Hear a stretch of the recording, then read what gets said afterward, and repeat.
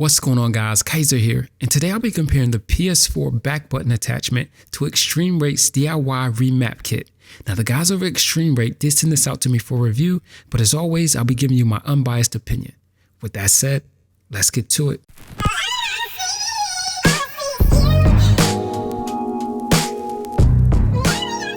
Now, these devices add remappable buttons to your existing controller, and that gives you a slight advantage because it allows you to keep both of your thumbs on the thumbstick while completing something like jump or drop shots or any other actions that would normally require you to take your thumb off the thumbsticks. And because these devices use your existing controller, you're able to get them at a much lower price than some other options.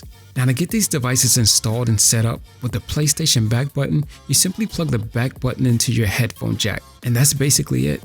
Now, with the Extreme Rate remap kit, there is a bit more involved. Here's all the parts that you get in the box to include a back shell. So you're gonna have to open your controller up to install the remap board and buttons. Now, it does seem like a lot in comparison to the PS4 back button, but I was able to get this installed in about 20 minutes or so.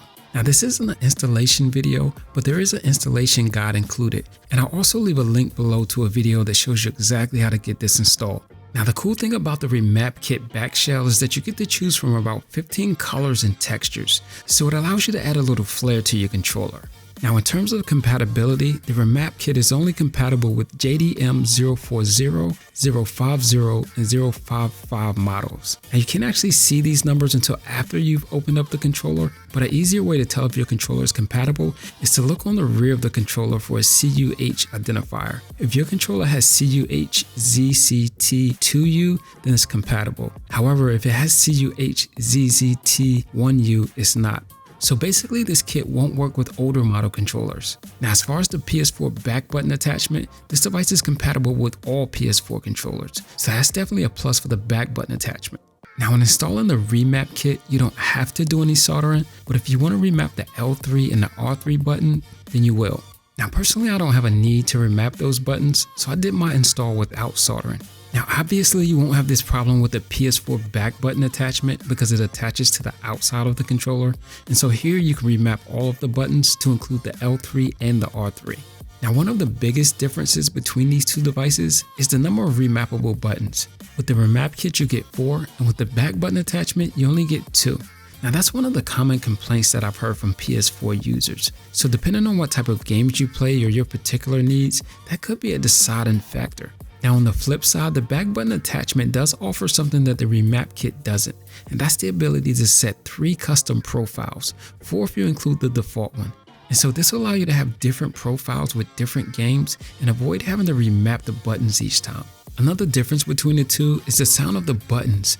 The Extreme Rate remap kit buttons sound a bit more clickier, while the PS4 back button attachment buttons sound more dampened.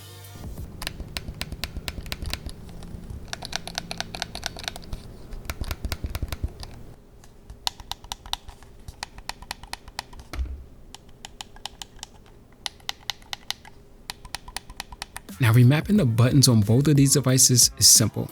With the PS4 back button attachment, you simply press and hold the OLED screen and then cycle to the button that you want remapped. Now, with the Extreme Rate remap kit, you actually install a touch sensor during installation. So basically, you put your finger over the touch sensor, wait for the light to turn blue, then press and hold the remappable button and button that you want remapped, wait for it to blink, and that's it. Now, in terms of feel and comfort, both of these feel good in hand. With the back button attachment, the upper middle part of my finger rests on the paddles with no accidental presses. And the same goes for the remap kit. The top of my middle finger rests on the bottom button, and the middle part of my middle finger rests on the top button, and both are easy to access. Now, in terms of latency, I haven't experienced any problem with either of these. Both respond well when pressed and always feel intentional. So that brings us back to the question at hand. Which is better? Well, if you only need 2 additional buttons and you don't want to hassle with the installation, then the back button attachment is definitely for you.